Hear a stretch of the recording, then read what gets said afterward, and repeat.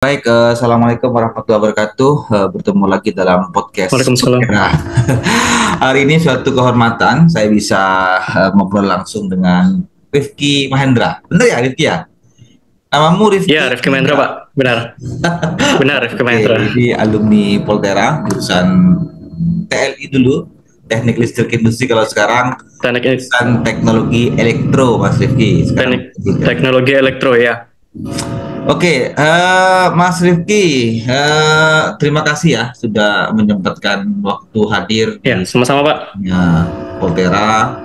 Kalau di situ jam berapa sekarang, Mas Rifki? Sekarang jam 7.20 malam. 7.20 malam. Jadi dengan Indonesia itu beda 6 Ya. jam kalau winter, kalau di summer itu beda 5 jam, Pak. Ini kalau sekarang di Indonesia ini jam setengah dua malam, dini hari, 1.20. Mhm. Oke, nggak apa-apa. Yang penting Ya, kita sama-sama sehat ya, Mas Rifki. Mas Rifki, Alhamdulillah. Ini luar Ya, biasa sih Pak. menurutku. Kamu salah satu alumni Voltera yang menurut saya cukup Mhm. sukses lah dalam karir.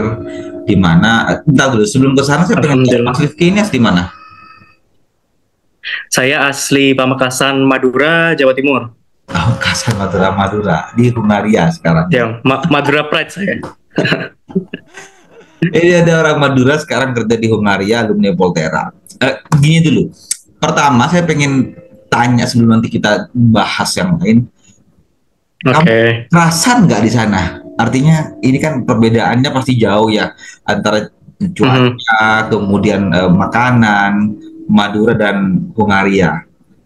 Gimana Mas Rifki sekarang? Kalau kalau cuaca sih saya lebih bersyukur karena ada winter ya Pak. Karena Ah, kan nggak terlalu kena panas terlalu ah, lama, terus suasana baru juga dingin, bisa nyentuh minus, hmm. bisa lihat salju segala macem. Jadi experience baru buat saya. Terus kalau masalah makanan mungkin eh, bisa masih dihandle bisa, cuman kalau sama Madura mah 9 banding 4 lah, jauh banget Pak. Maksudnya 9 banding 4 tuh enakan mana? Enakan Madura atau Ya, Hungaria? lebih lebih Madura sih, Pak. Karena kan di sini kan rasanya lebih ini, lebih plain, lebih hambar gitu. Hmm. Kurang bumbu segala macam. Cuman karena perbedaan kultur, perbedaan eh, tempat juga, mereka kan biasa mengolah makanan dengan cara yang lain. Kita kan memang terbiasa lidahnya pakai bumbu-bumbu yang tradisional dan emang Indonesia banget gitu, Pak. Oke, oke. Nah, Hmm. yang penting bisa menyelesaikan. Apa tambah-tambah garam dikit lah, Rifki. Iya, karena bener tuh Pak. Garam Oke, sama ini sih, ah, sama sama ah, pepper biasanya. siap. Oke, kita lanjut ini, Mas. Gimana sih kemudian ceritanya, gitu? Ketika kamu Mhm. kemudian lulus dari Poltera, wisuda pada waktu itu, kok tiba-tiba kamu tuh bisa kerja di sana, Hungaria? Bagaimana progresnya? Artinya, kok bisa sampai ke sana tuh seperti apa sih ceritanya, Mas Rifki? Jadi dulu saya itu, jadi saya sebelum selesai tugas akhir, Hmm. saat mengerjakan tugas akhir itu semester 6 ya, karena saya D3 Teknik Listrik Industri dari jurusan Teknologi Elektro. Dulu waktu saya ngerjakan tugas akhir, saya kan merasa jenuh. Ya itulah, mahasiswa akhir kan Pak, biasa mahasiswa akhir, terus ngerjakan tugas akhir, jenuh, terus saya iseng-iseng, gimana caranya, saya punya pola pikir, gimana caranya saya beda dari alumni yang lain. Nah, jadi saya punya gebrakan buat diri saya sendiri, gimana caranya dapat kerjaan sebelum lulus gitu. Nah, jadi saya di bulan Mei kalau nggak salah, karena saya sidang tugas akhir itu di bulan Juli, saya bulan Mei itu udah mulai searching gimana caranya saya apply kerjaan, terus saya apply dengan eh, nilai yang seadanya karena waktu itu kan belum keluar nilai tugas akhir karena saya belum sidang tugas akhir. Terus saya coba apply dan ternyata dapat jadwal untuk interview waktu itu. Nah, terus menjelang tugas akhir saya izin ke kajur saya dulu, kajurnya saya Bapak AA dulu. Oh, Pak A. Sekarang jadi Sekarang Wadir 3. ya wakil direktur ya. Oke, Dulu siap. saya dosen pembimbingnya juga Pak A, terus saya izin ke Pak A, Pak saya izin tidak datang satu kali untuk bimbingan tugas akhir, saya mau kejar interview dengan perusahaan di Hungaria sekarang. Hmm. Nah, terus Pak A dengan rasa sumringahnya karena baru pertama kali di jurusan kami ada yang bisa tembus ke Maria. ranah Eropa gitu. Ya, Hmm. engineer yang ke ranah Eropa. Jadi saya dapat affirmation dan dapat ACC lah istilahnya dari Pak A untuk ikut interview tersebut dan alhamdulillah setelah 2 hari interview saya dapat offering letter dan surat untuk kepengurusan visa tuh ke Eropa. Akhirnya berangkat. Ya akhirnya alhamdulillah sekarang udah hampir 2 tahun di sini. Oke, baik. Alhamdulillah. Benar ya. Artinya Hmm. tanpa kemudian disengaja, tapi terlepas dari itu kan pasti sebelum industri menerima kamu kan pasti industri sudah mengukur kompetensi yang kamu miliki gitu ya, Rifki ya. Ya benar, benar. Karena pas sebelum interview juga mereka memberikan beberapa tes kan Pak. Tesnya itu juga mencakup apa yang saya pelajari di jurusan gitu. Waktu Hmm. kuliah ada Hmm. beberapa, misalnya saya disuruh tes gambar, gambar sistem kelistrikan, terus saya disuruh eh, melakukan perhitungan untuk power di electrical juga. Dan menurut saya emang hampir 90% eh, soal yang ada di tes itu udah saya pelajari di kampus. Jadi dari masukan dari dosen segala macam saya udah eskalasi dengan eh, waktu itu saya udah ada di tingkat akhir. Jadi semua ilmu udah saya punya, tinggal saya lepaskan di ini di ujian Menarik, tersebut. menarik. Ini menarik. Artinya waktu Mhm. kemudian kamu dites oleh industri itu soal dan kemudian apa namanya tantangan waktu tes itu adalah rata-rata adalah hal-hal atau poin-poin yang pernah kamu pelajari di waktu kuliah di Protera gitu ya. Ya betul, betul, Oke, baik. betul. Ya, artinya bahwa Voltaire secara prinsip bahwa apa yang disampaikan kepada mahasiswa yang diberikan kepada mahasiswa adalah sesuai dengan apa yang dibutuhkan Mhm. oleh industri gitu ya, Mas Devi ya. Ya, saya pertamanya juga Hmm. eh, tidak expect Hmm. karena standar yang Volterra pakai itu ternyata di internasional terlebih di Eropa karena Eropa kan dia punya standar khusus ya Pak namanya CE kan Central Europe mereka rata-rata memakai standar tersebut sebagai acuan kalau di electrical itu sebagai acuan yang benar-benar semua industri harus pakai dan ternyata di Volterra juga diajarkan yang sama gitu basicnya kita udah dapat terus ya saya sebagai eh, waktu itu mahasiswa akhir saya tinggal melepaskan apa yang ilmu sudah saya punya tuh. Oke, baik, baik. Oke, akhirnya kamu berangkat ke Eropa ya. Mhm. Di dua tahun terakhir ini ya, 2 tahun ya, ya hampir 2 tahun Ya. ya di sana. Kamu lulusan tahun Mhm. 2000 berapa? Rifki? 2022 saya. 2022. Oke, baik. Mas Rifki, ini kan menarik ya. Kamu dulu Mhm. SMA apa SMK? Saya dulu lulusan SMA. Oke, SMA. Ini kan kadang ada Mhm. beberapa siswa khususnya ya dari SMA yang tidak begitu yakin bergabung ke Politeknik karena dianggap kemudian tidak sesuai. Artinya bagaimana kemudian Iya aku benar. lagi dan segala macamnya. Gimana Mhm. pandangan Mas Rifki terkait ini? Apa kemudian anak SMA itu bisa menyelesaikan Oke. diri di Politeknik atau bagaimana? Ini pertanyaan bagus Pak. Jadi waktu itu saya juga merasa ada minder juga karena kan eh, saya harus bersaing dengan anak SMK yang notabene mereka bisa secara teknis lah, secara eksak melakukan praktek atau mereka udah dapat 2 atau 3 tahun di SMK mereka. Jadi tapi secara teori saya itu bisa. Saya itu lebih di bukan istilahnya bukan ingin bersaing ya karena eh, dari sisi pemahaman SMA lebih mudah memahami teori yang disampaikan oleh dosen. Nah, untuk memahami teorinya dan lepaskan ke praktikum itu emang harus linear. Jadi kalau teorinya sudah paham, baru kita bisa laksanakan di praktikum.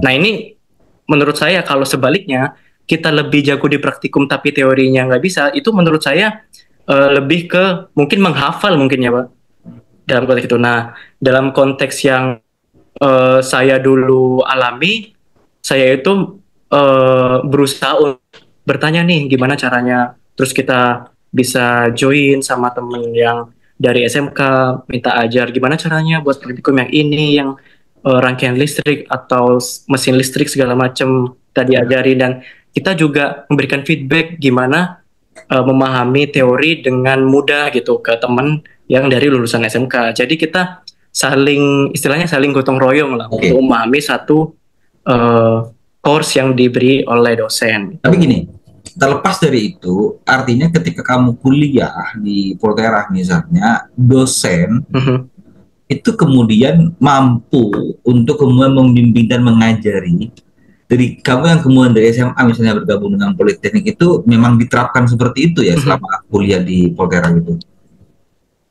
Iya, itu benar Pak. Jadi dosen itu bukan mengajari, bagaimana ya, saya ngomongnya itu mengajari dari dasar lah, dasar teorinya. Artinya jadi artinya kami yang lah ya Mas Rizky, artinya telaten lah. Iya, jadi kami, jadi menurut saya dosen di khususnya di jurusan teknologi elektro itu lebih memberikan dasar yang mudah dipahami oleh anak-anak SMA gitu. Nah, jadi kita sebagai anak SMA yang minder pertamanya untuk gimana nih praktikum nanti, takutnya nggak bisa atau bikin rangkaiannya meledak atau lah segala macam gitu nanti.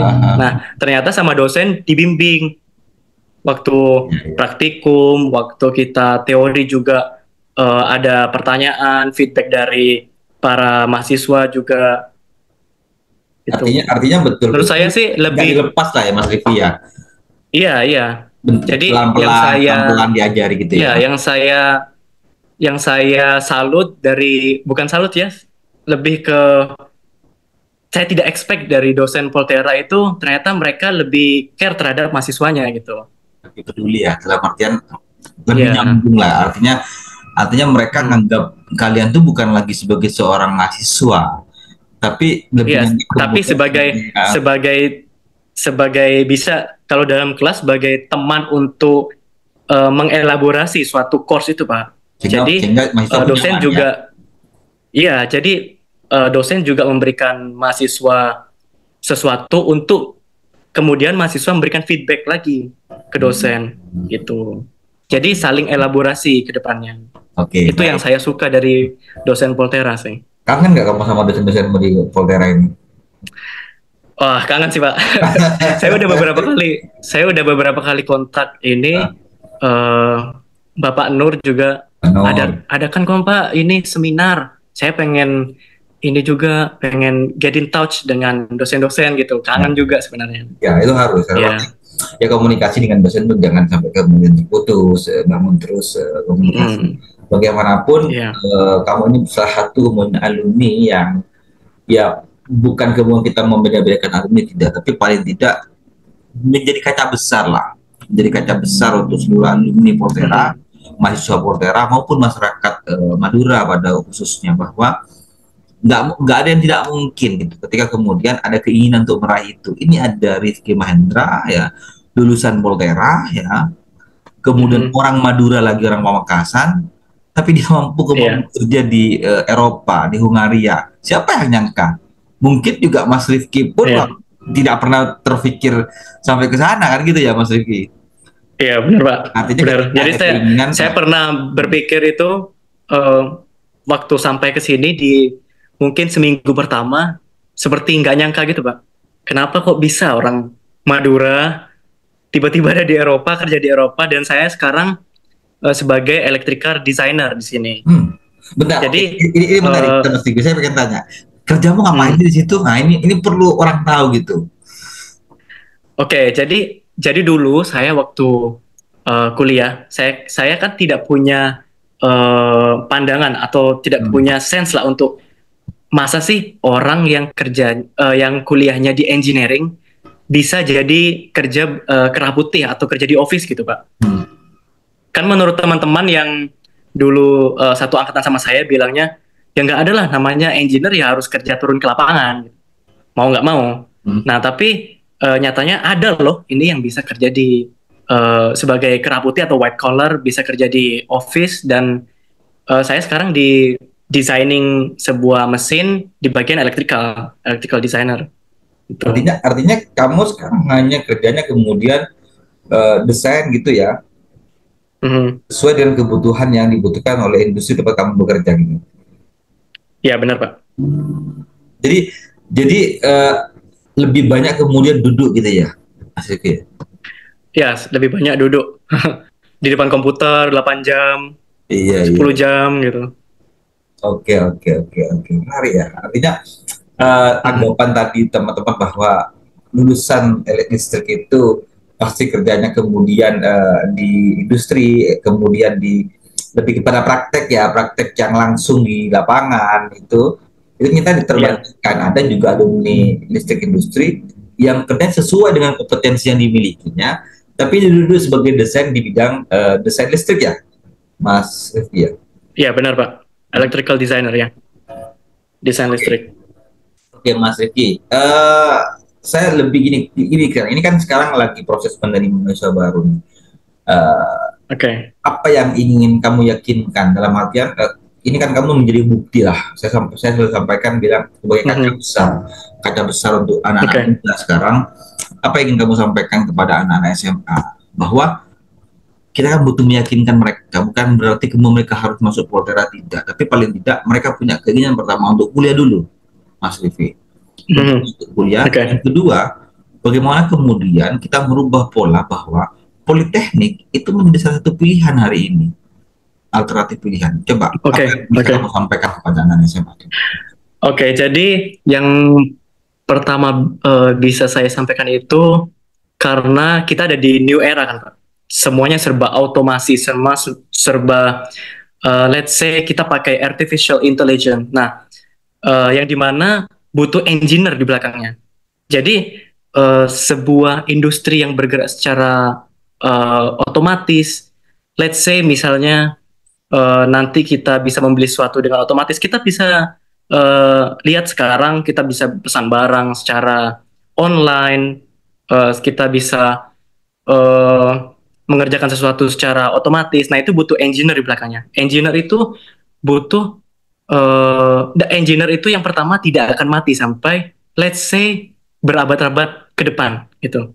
Nah itu yang jadi kunci dulu buat saya yakin kenapa saya milih engineering. Nah, terus yang kedua, kenapa saya milih electrical engineering itu karena saya dapat apa ya istilahnya, saya dapat pencerahan, bukan pencerahan sih, lebih ke motivasi dari Pak A, di mana-mana yang ada listrik itu kalian bisa kerja di rumah, di supermarket, di office, entah itu di mall atau itu di gelanggang olahraga, semuanya yang ada tenaga listrik atau yang ada power electrical, kalian itu bisa kerja. Nah, gitu Pak. Jadi menurut saya it's easy to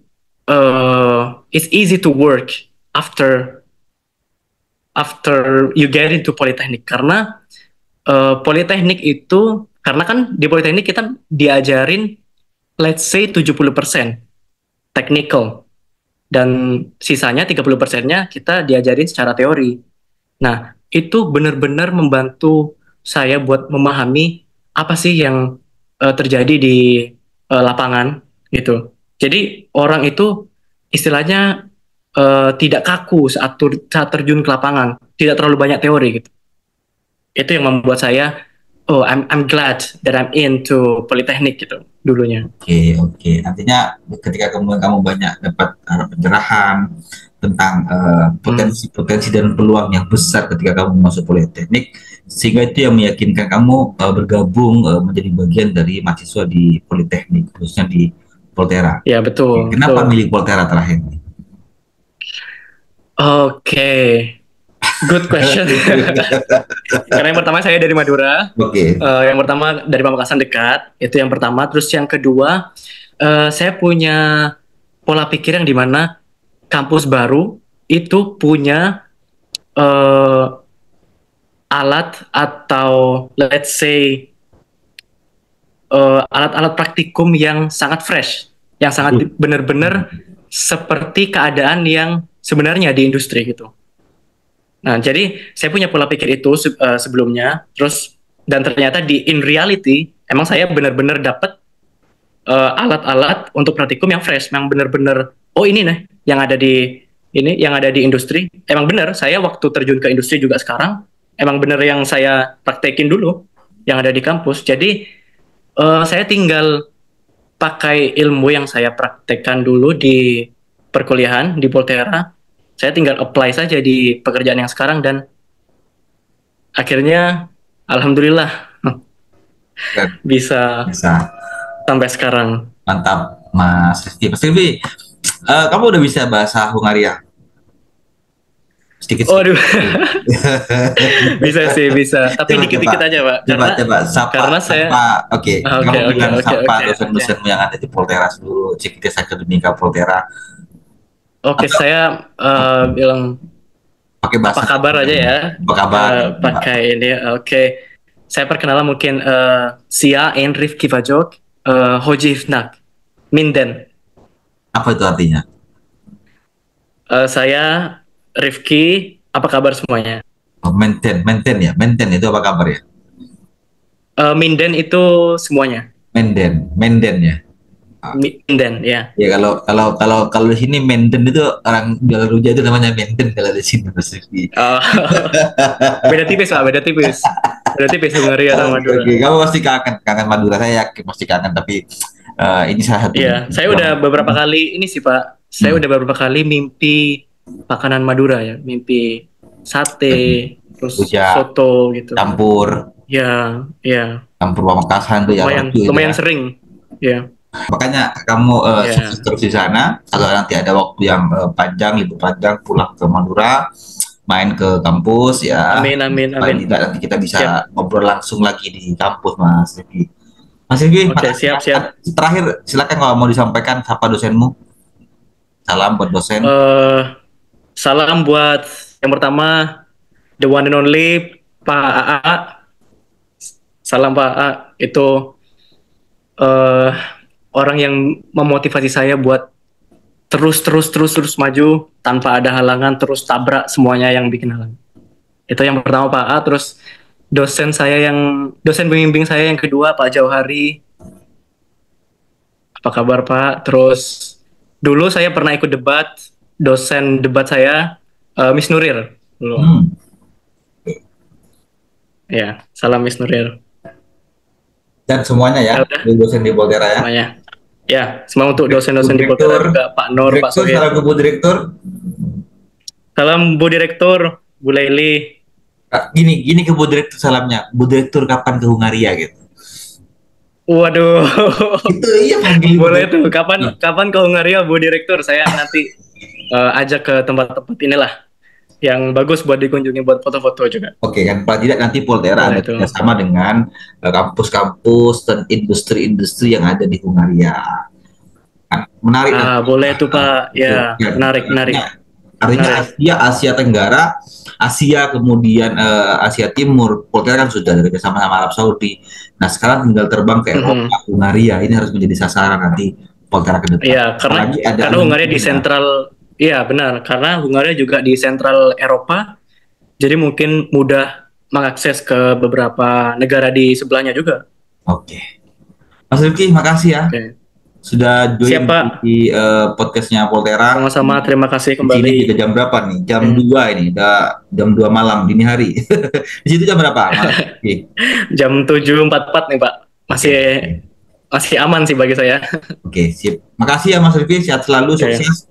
Pulang ke Madura. Sehat selalu Pak Taufik. Sukses selalu buat kamu kalian di sana. Terima kasih sudah banyak motivasi hari ini, banyak pengalaman berharga. Sama-sama, terima kasih kembali Pak. Di next acara-acara berikutnya, Mas Rifki. Siap. Oke, makasih Mas Rifki. Terima kasih. Assalamualaikum warahmatullahi wabarakatuh. Ya Pak, sama-sama. Waalaikumsalam warahmatullahi wabarakatuh.